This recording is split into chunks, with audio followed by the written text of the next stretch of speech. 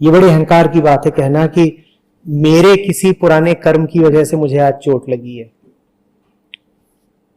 हम सब अलग अलग दिखते हुए भी एक जाल के हिस्से हैं, एक ताना बाना है। उसमें हर चीज दूसरे को प्रभावित कर रही है। जैसे सागर में अनगिनत लहरें हों, हर लहर का उठना हर दूसरी लहर को प्रभावित करता है, बिल्कुल छोटे से रूप में। तो तुम्हारे साथ क्या हो रहा है ये अनंत दूसरी लहरों पर निर्भर करता है। उसमें तुम ये कहो कि तुम्हारे साथ जो हो रहा है वो तुम्हारे कारण हो रहा है, तो ये तुमने अपने भीतर बड़ी ताकत मान ली है। ये तुमने अपने आप को सर्वे सर्वा मान लिया कि मैंने अच्छा करा तो मेरे साथ अच्छा होगा, मैंने बुरा करा तो मेरे साथ बुरा होगा। नहीं, ऐसा जरूरी नहीं है। हो सकता है तुमने बहुत अच्छा करा हो, तुम्हारे साथ बहुत बुरा हो जाए क्योंकि तुम्हारे पड़ोसी ने बहुत बुरा कुछ कर दिया। हो सकता है तुम खड़े होकर के आरती गा रहे हो और तुम्हारा पड़ोसी पियक्कड़ हो, आगे गिर पड़े तुम्हारे ऊपर। अब तुम थोड़ी कोई गुनाह कर रहे थे, लेकिन तुम और तुम्हारा पड़ोसी कहीं ना कहीं जुड़े हुए हैं। वो अगर बेहोश है तो उस बेहोशी की सजा तुम्हें भी मिल जाएगी। दुनिया में कहीं भी दुख है तो वो दुख कहीं ना कहीं तुम भी अनुभव करोगे। देखा नहीं है, संत रोते हैं। कबीर 100 बार बोलते हैं कि कबीर उदास। कबीर क्यों उदास है? उन्हें कोई व्यक्तिगत उदासी है? ये कर्म है। तुम मनुष्य हो और मनुष्यता को जहां भी पीड़ा है, जहां भी दुख है, उस पीड़ा को तुम भी अनुभव करोगे। बात समझ रहे हो? ये कर्म है, हम सब जुड़े हुए हैं। उसमें कभी ये नहीं कहना चाहिए कि मेरे व्यक्तिगत काम के कारण मुझे ये फल मिला या नहीं मिला, या ये सब बेकार की बात है। पर इतना तो तथ्य है ना कि जैसे मैं रोड क्रॉस कर रहा हूँ और अगर मेरा ध्यान नहीं है, मान लीजिए मैं कुछ सोच रहा हूँ, तो मेरा एक्सीडेंट होना, हाँ, संभावना बढ़ जानी है। तो ये तो तथ्य है। हाँ, बिल्कुल है।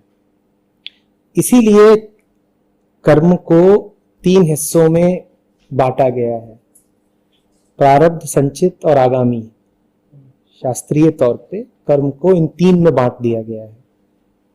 इसका अर्थ ही यही है कि कुछ तो ऐसा है जो तुम्हारे व्यक्तिगत सामर्थ्य से बाहर का है, उसका तुम कुछ कर नहीं सकते। प्रारब्ध है, पीछे से आ रहा है, तुम्हारा उससे कोई लेना ही देना नहीं। मत पूछो कहां से आ रहा है, मत कहो कि तुमने कुछ करा था इसलिए आ रहा है, बस आ रहा है। वो समझ लो मानवता का इतिहास है जो तुम्हारे पीछे खड़ा है और पीछे से तुमको प्रभावित कर रहा है। तुम उसका कुछ कर नहीं सकते। समझ लो वो तुम्हारे जीन्स की कोई बात है। कहां से ढूंढोगे कि कहां से आ रही है वो बात? कहां से ढूंढोगे कि कहां से आ रहा है तुम्हारे बालों का रंग? तो उसका तो तुम कुछ कर नहीं सकते। और फिर होते हैं आगामी कर्म। आगामी कर्म है जहां पर एक व्यक्ति की तरह तुम्हारा कुछ सामर्थ्य है, वो मत पैदा करो। होश में जियोगे तो और कर्मफल अपने लिए नहीं पैदा करोगे। जो पुराना है वो नहीं कटेगा, वो तुम्हें झेलना पड़ेगा। लेकिन होश में जियोगे तो कम से कम और नहीं पैदा करोगे। इसी आधार पर जीवन का उद्देश्य भी निर्धारित कर दिया गया है। जीवन का उद्देश्य फिर यह कह दिया गया है कि ऐसा जीवन जियो जिसमें और कर्मफल तो पैदा हो ही ना, और जो पुराना है वो कटता जाए। जीवन ऐसा जियो जिसमें कोई नई कहानियां तो शुरू हो ही ना, और जो पुरानी कहानियां हैं वो समाप्त होती जाए।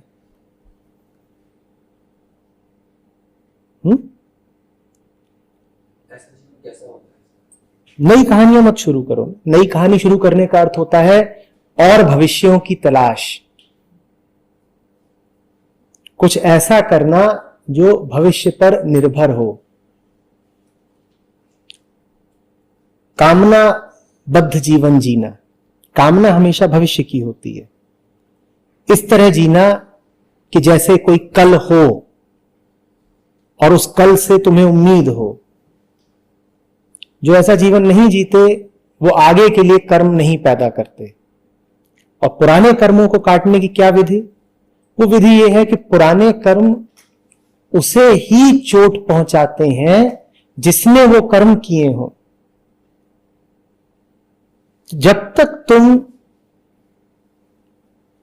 उस आइडेंटिटी, उस छवि से जुड़े हुए हो, तादात्म्य है तुम्हारा जिसने वो कर्म करे थे, तभी तक और मात्र तभी तक तुम्हें उन कर्मों का फल भी भोगना पड़ेगा।